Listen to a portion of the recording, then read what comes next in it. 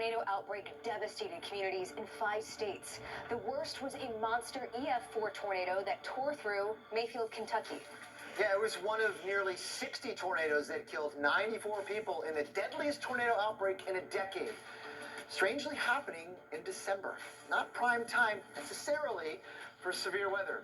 The tornado that shredded Mayfield was on the ground for 165 miles, one of the longest in U.S. history. Another tornado during that group of storms was rated an EF3 and traveled 120 miles. Those are long-track tornadoes. Long-track violent tornadoes in the month of December. Unfortunately, researchers believe we'll see more of these long-tracking tornadoes as winters become warmer. Joining us this morning is Dr. Joshua Worman, an atmospheric scientist and veteran tornado researcher. Thank you so much for your time this morning. We talk about these warmer winters a lot. Why does that mean that we could end up seeing more powerful and long-lasting winter tornadoes? Well, the energy, the food for strong tornadoes, long-track tornadoes, is warm, moist air at the surface. So if that happens more often, like it might this week, then there's more chance for more frequent long-track violent tornadoes. So it's a big concern. Yeah, and you and I were talking off camera also that may shift the season later on, right? So wintertime, we may see more of them, but perhaps we get a retreat of the jet stream as the climate warms a little bit and the shifting season changes later on in the year. Yeah, how the number of tornadoes and where they happen is affected by climate change is very complex because you need multiple ingredients to get tornadoes. Like this week, you'll have a strong jet stream, but you'll also have that warm, soupy air. It's possible that in the May and June, that will happen less frequently with a warmer climate because the jet stream will retreat to the poles. But we just don't know those kind of details. And we have big concerns that particularly in the southeast, that these strong late season tornadoes, November, December, January, February, particularly ones that can happen at night, will become more frequent. We talk about these December tornadoes. What parts of the country do you think will be most at risk for this going forward? Well, for this week, as I think you've been pointing out this morning, the southeast, particularly Arkansas, Louisiana, those areas are particularly at risk this week. But the southeast in general gets tornadoes every winter. And the real question that scientists have is whether or not those are going to become stronger, longer track, hurt more people with a changing climate.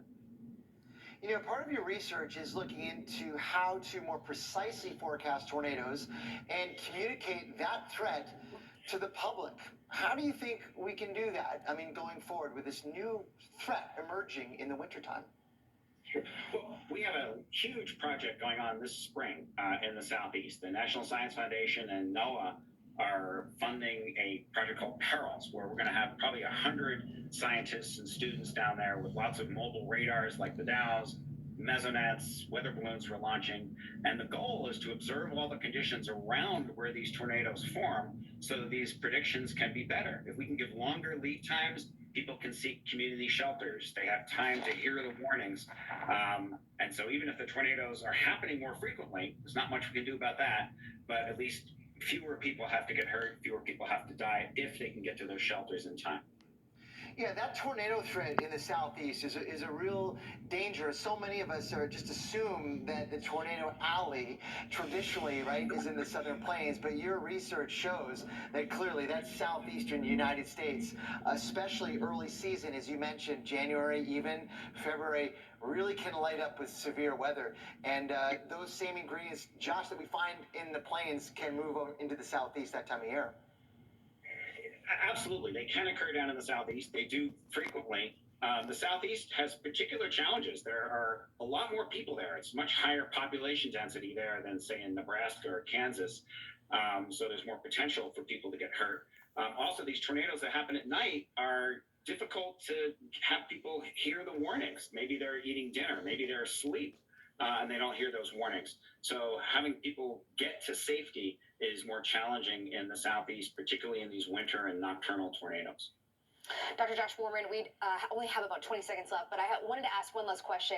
As someone who has seen a lot of tornadoes in their career, has been up close and personal, what do you tell people about the dangers of tornadoes? What do you want them to know?